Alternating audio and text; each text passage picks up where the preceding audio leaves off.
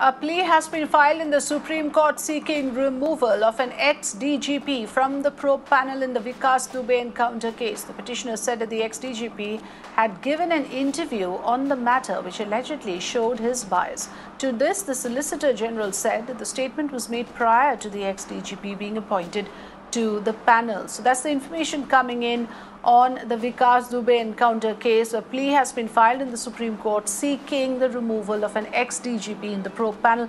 Meenakshi has more details on this. Meenakshi?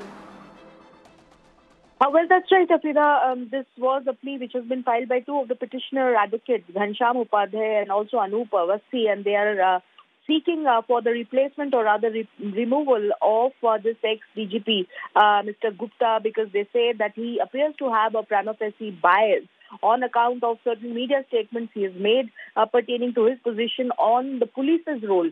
Now, the Chief Justice of India is not too pleased or rather too impressed with these line of arguments because it is the Chief Justice of India's contention that in this particular inquiry commission, there is also a retired Supreme Court judge, Honorable Justice B.S. Chauhan. There is a retired High Court judge. And how could the inquiry then be vitiated because of the presence of just one officer? The Chief Justice of India also feels that needless aspersions of Afrida should not be rather cast on the inclusion of this particular ex-DGP Gupta in the panel.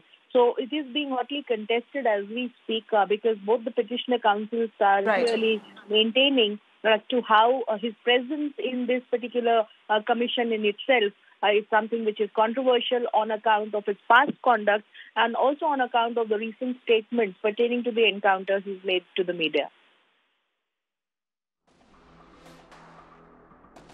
All right, so fresh inputs coming in on the Vikas Dubey probe case. Meenakshi getting us the details. Thanks very much.